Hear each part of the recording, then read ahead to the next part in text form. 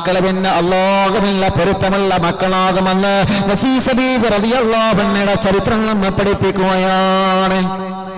അതുകൊണ്ടാണ് വാപ്പച്ചി അങ്ങനെ ദുആ ചെയ്തത്. മാത്രമല്ല വഔലിയാഇകൽ മുഖറബീൻ അല്ലദീന തുഹിബ്ബുഹും വയുഹിബ്ബൂനക, അല്ലാഹുവേ നീ ഇഷ്ടപ്പെടുന്ന ഔലിയാക്കന്മാരുടെ കൂട്ടത്തിൽ എൻ്റെ പൊന്നുമോളെ ഉൾപ്പെടുത്തണേ നാഥാ. നീ ഇഷ്ടപ്പെടുന്ന ഔലിയാക്കന്മാരെ കൂട്ടത്തിൽ നിന്നെ ഇഷ്ടപ്പെടുന്ന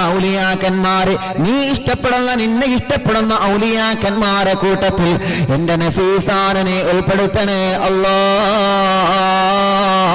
അല്ലാഹുവേ. പ്രിയപ്പെട്ട മാപ്പ ദുആ ചെയ്യുകയാണ്.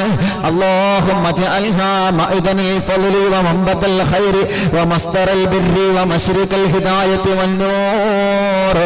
اللهم اجعلها نفيسة العلم وعظيمة العلم يا الله. ഒരു നല്ലൊരു കുസുമമായിട്ട് എൻ്റെ പൊന്നുമോളെ സ്വീകരിക്കണേ അല്ലാ. ഒരു നന്മയുടെ ഉറവിടമായിട്ട് എൻ്റെ നഫീസാനെ സ്വീകരിക്കണേ അല്ലാ. എൻ്റെ മകളെ സ്വാലിഹത്താക്കണേ അല്ലാ. എൻ്റെ നഫീസാനെ കബൂലാക്കണേ അല്ലാ എന്ന് പ്രിയപ്പെട്ട നഫീസ ബീവി റളിയല്ലാഹു അൻഹയ്ക്ക് വേണ്ടി പ്രിയപ്പെട്ട വാപ്പച്ചി മക്കയിലെ മനോഹരമായ മസ്ജിദുൽ ഹറാമിൽ നിന്ന് ദുആ ചെയ്തതാണ്. അങ്ങനെ ദുആ ചെയ്ത് അല്ലാഹു നൽകിയ പൊന്നുമോളാണ് മഹ്ദിയായ നഫീസത്തുൽ മിസ്രിയ റളിയല്ലാഹു അൻഹ. നഫീസ ബീവി റളിയല്ലാഹു അൻഹ ജനിച്ച ഉടൻ തന്നെ വാപ്പച്ചി പള്ളിയിൽ ചെന്ന് ദുആ ചെയ്തതാണ്.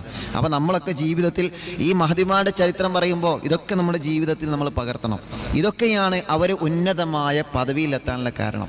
നമ്മുടെ ഭാര്യ പ്രസവിച്ചാൽ, നമ്മുടെ മക്കൾ, അവർക്ക് ഒരു കുഞ്ഞു മക്കളുണ്ടായാൽ നമ്മൾ എന്ത് ചെയ്യണം? പള്ളിയിൽ ചെന്നിട്ട് 2 റക്അത്ത് സുന്നത്ത് നിസ്കരിച്ചിട്ട് നമ്മൾ അല്ലാഹുവിനോട് ദുആ ചെയ്യണം. കാരണം അങ്ങനെ